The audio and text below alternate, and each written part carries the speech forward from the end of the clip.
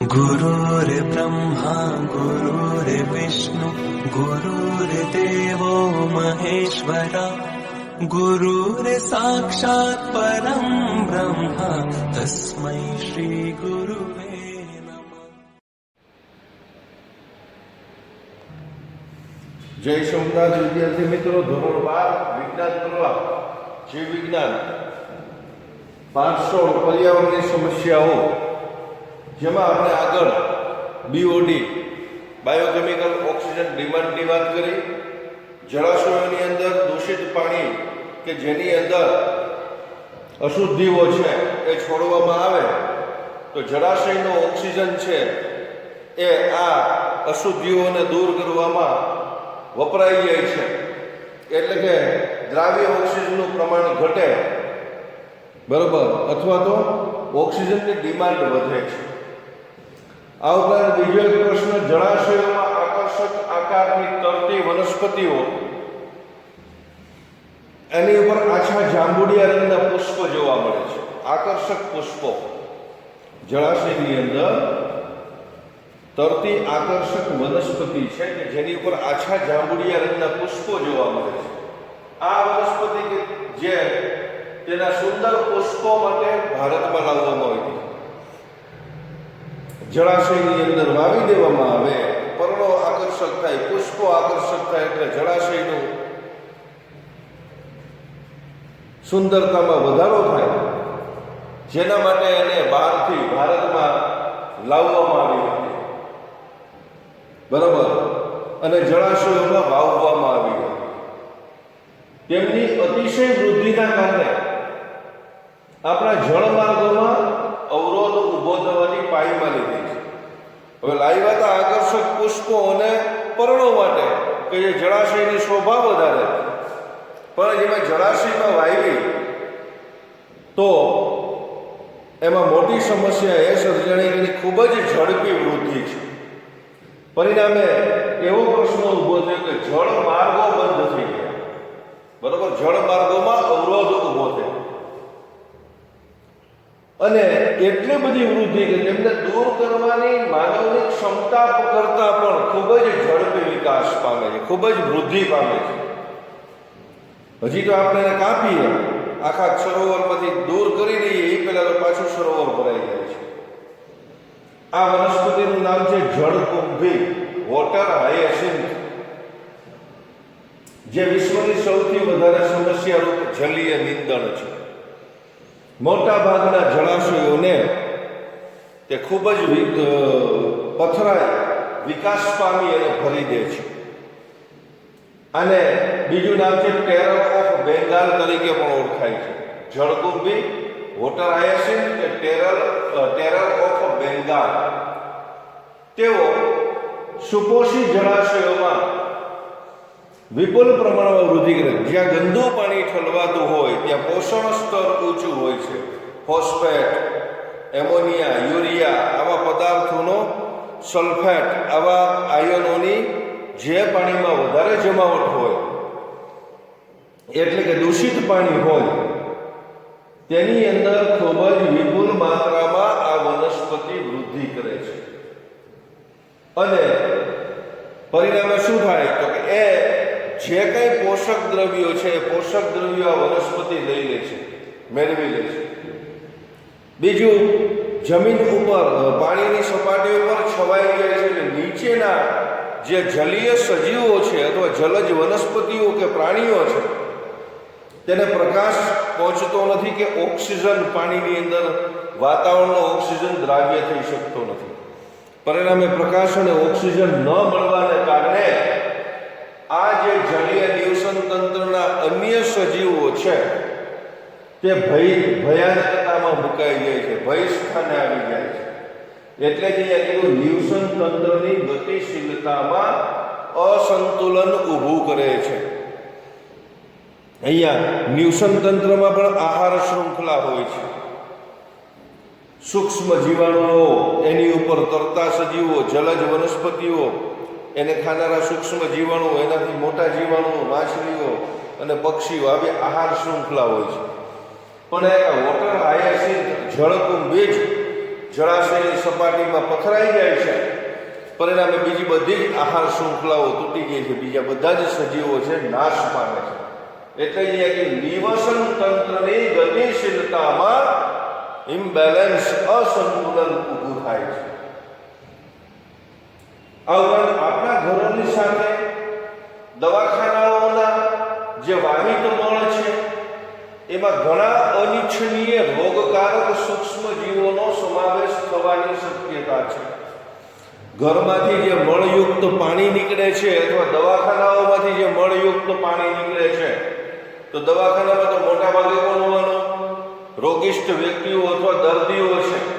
તો એના મળની અંદર રોગ ઉત્પન્ન કરતા સૂક્ષ્મ જીવાણુનો વધારે માત્રામાં હોવાની શક્યતા છે. અને જો આવા મળયુક્ત પાણીને, વાહિત મળને યોગ્ય ઉચિત સારવાર કર્યા વગર પાણીના સ્ત્રોતમાં નિકાલ કરીને, બરોબર, એને યોગ્ય જે STPS ટ્રીટમેન્ટ આપ્યા વગર, સીવેજ ટ્રીટમેન્ટ પ્લાન્ટ્સમાં દાખલ કર્યા વગર જો સીધો જ પાણીમાં નિકાલ કરવામાં આવે તો ગંભીર રોગો જેવા કે મરડો છે કે અતિસાર, ઝાડા, ટાઇફોઇડ, કમળો, કોલેરા વગેરે રોગો થઈ શકે છે અથવા વગેરે રોગોનો ફેલાવો થઈ શકે છે. બીજી બાબત, ઘરમાંથી કે દવાખાનામાંથી વાહિત મળયુક્ત કચરો જોઈને યોગ્ય સારવાર આપ્યા વગર જળાશયની અંદર છોડી દેવામાં આવે તો આવા જે મળની અંદર રોગ ઉત્પન્ન કરતા જંતુઓ અને ખાસ કરીને ભયાનક રોગો છે, ચેપી રોગો જેમ કે મરડો છે કે અતિસાર, ઝાડા, ટાઇફોઇડ, કમળો, કોલેરા વગેરેના જંતુઓ પાણીના સ્ત્રોતમાં ભળે, પીવાના પાણીમાં આવે, પરિણામે અન્ય વ્યક્તિઓને પણ ચેપ લગાડે છે. ઘરેલું વાહિત મળની જેમ પેટ્રોલિયમ, કાગળ ઉત્પાદન, ધાતુના નિષ્કર્ષણ અને પ્રક્રિયાઓ અને રાસાયણિક બનાવટો વગેરે જેવા એકમો છે, ઉદ્યોગો, એમાંથી જે નીકળતું નકામું પાણી છે, જે ઘણીવાર ઝેરી પદાર્થો અને ખાસ કરીને ભારે ધાતુઓ એટલે કે એક ઘન શ્રેણીમાં 5 ગ્રામથી પણ વધારે જેનું કદ છે તેવી ઘનતા ધરાવતા તત્વો, પારો છે, કેડમિયમ છે, તાંબુ છે, સીસુ છે વગેરે આવા પેટ્રોલિયમ, કાગળ ઉત્પાદન, ધાતુ નિષ્કર્ષણ પ્રક્રિયાઓ અને રાસાયણિક બનાવટો જેવા ઉદ્યોગોમાંનું જે નકામું પાણી છે એમાં આવી ભારે ધાતુઓ હોય છે. આ ઉપરાંત વિવિધ કાર્બનિક સંયોજનો પણ આવેલા હોય છે, જેનો ઉપયોગ નકામા પાણીમાં રહેલા કેટલાક ઝેરી પદાર્થો જલીય આહાર શૃંખલામાં ભળી જઈ જૈવ વિશાલન, બાયોમેગ્નિફિકેશન કરી શકે છે.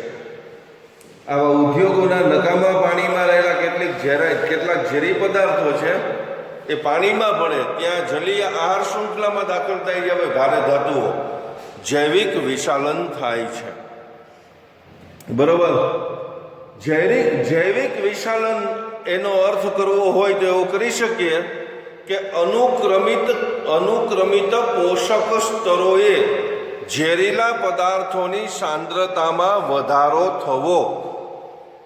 દાખલા તરીકે પાણીમાં જે ભારે ધાતુ કે ઝેરી પદાર્થની માત્રા છે તેમાંથી શોષણ થઈને જલજ વનસ્પતિમાં ઝેરી પદાર્થ આવે છે, તો પાણી કરતાં એ જલજ વનસ્પતિમાં એનું પ્રમાણ વધે છે. જલજ વનસ્પતિમાંથી જલજ સૂક્ષ્મ સજીવોમાં આ ઝેરી પદાર્થ આવે છે આહાર દ્વારા, તો આમાં એનું પ્રમાણ વધે છે. એમ ક્રમશઃ ઉચ્ચ પોષક સ્તરો સુધી એનું પ્રમાણ છે એ નોંધનીય રીતે વધી જાય છે અને જેની ચોક્કસ આડઅસર જોઈ શકાય છે.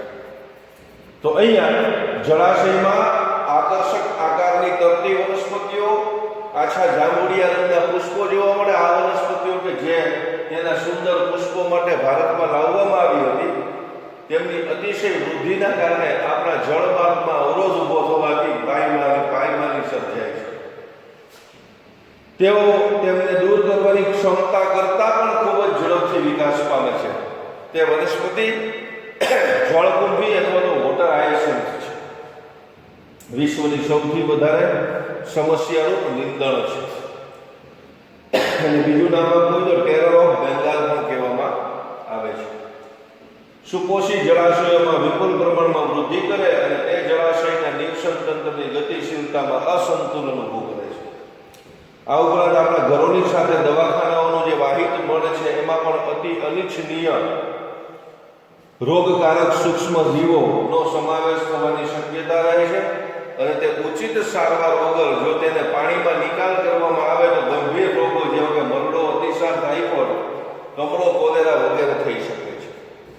ઘરેલું વાહિત મળની જેમ પેટ્રોલિયમ, કાગળ ઉત્પાદન, ધાતુ નિષ્કર્ષણ અને પ્રક્રિયાઓ, રાસાયણિક બનાવટો વગેરે જેવા ઉદ્યોગોના જે નકામા પાણી છે એમાં પણ ઘણીવાર ઝેરી પદાર્થો, ખાસ કરીને ભારે ધાતુઓ કે જેની 5 ગ્રામ ઘન સેમીથી પણ વધારે ઘનતા છે તેવા તત્વો, પારો, કેડમિયમ, તાંબુ, શીશુ વગેરે વિવિધ કાર્બનિક સંયોજનો હોય છે.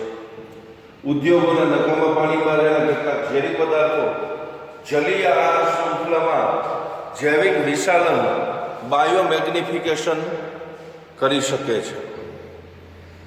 જૈવિક વિશાલનનો અર્થ એ થાય કે અનુક્રમિક પોષક સ્તરોએ ઝેરીલા પદાર્થોની સાંદ્રતામાં વધારો. આ ઘટનાને કારણે સજીવોમાં ઝેરી પદાર્થો એકત્રિત થવાથી તેમનું ચયાપચય કે નિકાલ, ઉત્સર્જન કરી શકાતું નથી. અહીંયા જુઓ, પાણી છે જળાશયનું, એમાં ડીડીટીનું પ્રમાણ 0.03 ppm છે. આ પાણી પી અને પ્લવકોની અંદર ખોરાકમાં જાય છે જે 0.04 ppm થઈ ગયું, એટલે વધી ગયું. હવે આ પ્રાણી પ્લવકોનો ખોરાક તરીકે ઉપયોગ નાની માછલીઓ કરે છે જેમાં ડીડીટીનું પ્રમાણ 0.5 ppm નોંધાણું. આ માછલીઓ મોટી માછલી ખોરાક તરીકે ઉપયોગ કરે એમાં 2 ppm જેટલું ડીડીટીનું પ્રમાણ નોંધાણું. અને માછલી ખાનાર જે પક્ષીઓ છે, મોટી માછલીને જે એમાં 25 ppm, એટલે કે નોંધનીય રીતે જુઓ અહીંયા પ્રાથમિક આહાર શૃંખલામાં 0.03 ppm થી 25 ppm જેટલું ડીડીટીનું પ્રમાણ થઈ ગયું. તો અહીંયા આવા જે ઝેરી પદાર્થો છે તેનું વહન અન્ય ઉચ્ચ પોષક સ્તરોએ થાય છે. આ ઘટના મર્ક્યુરી અને ડીડીટીનું પૂરું નામ છે મિત્રો ડાયક્લોરો ડાયફિનાઇલ ટ્રાઇક્લોરોઇથેન. ઘણી વખત ટૂંકું નામ પૂછાય, પૂર્ણ નામ લખો ડીડીટી, ડાયક્લોરો ડાયફિનાઇલ ટ્રાઇક્લોરોઇથેન. ખૂબ જ જાણીતી છે. આકૃતિમાં જલીય આહાર શૃંખલામાં ડીડીટીનું જૈવિક વિશાલન દર્શાવ્યું છે. આ પ્રકારે અનુક્રમિત પોષક સ્તરોએ ડીડીટીનું સંકેન્દ્રણ વધી જાય છે.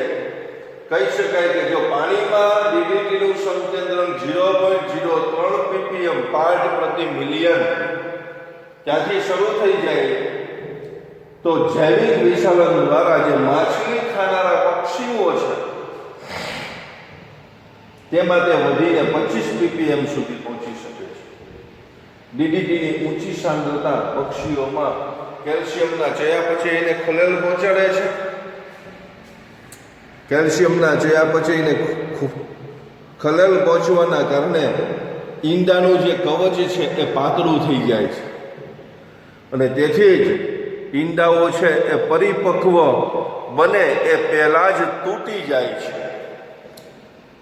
ઈંડાઓ પરિપક્વ પહેલા તૂટી જાય, પરિણામે એમાંથી બચ્ચાઓ બહાર આવતા નથી. પરિણામે પક્ષીઓની વસ્તીઓમાં ઘટાડો થાય છે. તો અહીંયા જૈવિક વિશાલનની વાત કરી, બાયોમેગ્નિફિકેશન. જૈવિક વિશાલનનો અર્થ એ કે અનુક્રમિક પોષક સ્તરોએ ઝેરીલા પદાર્થોની સાંદ્રતામાં વધારો થવો. આ સાંદ્રતામાં વધારો થવાને કારણે સજીવોમાં ઝેરી પદાર્થો એકત્રિત થવાથી તેમનું ચયાપચય કે નિકાલ કે ઉત્સર્જન થઈ શકતું નથી. આથી તેનું વહન છે અન્ય ઉચ્ચ પોષક સ્તરે થાય છે. અહીંયા પાણીમાં 0.03 ppm હતું, એ પ્રાણી પ્લવકોમાં ગયું કેટલું થઈ ગયું 0.4 ppm. એનાથી ઉચ્ચ પોષક સ્તર માછલી 0.5 ppm. અહીંયા આકૃતિમાં જલીય આહાર શૃંખલામાં ડીડીટીનું જૈવિક વિશાલન દર્શાવ્યું છે. આ પ્રકારે અનુક્રમિત પોષક સ્તરોએ ડીડીટીનું સંકેન્દ્ર વધી શકાય એમ કહી શકાય કે જો પાણીની અંદર સંકેન્દ્ર 0.03 ppm હોય પાર્ટ પ્રતિ મિલિયન, તો તે જૈવિક વિશલન દ્વારા માછલી ખાનારા પક્ષીઓમાં ડીડીટીનું સાંદ્રતા વધી અને 25 ppm સુધી પહોંચે છે. આમ ડીડીટીની ઊંચી સાંદ્રતાથી પક્ષીઓમાં કેલ્શિયમના ચયાપચયને ખલેલ પહોંચાડે છે, જેના કારણે ઈંડાનું કવચ અંડ કવચ પાતળું થઈ જાય છે અને તેમની પરિપક્વતા પહેલા જ ઈંડાઓ છે તૂટી જાય છે. પરિણામે પક્ષીઓની વસ્તીઓમાં ઘટાડો થાય છે. અસ્તુ. જય સોમનાથ. વિદ્યાર્થી મિત્રો,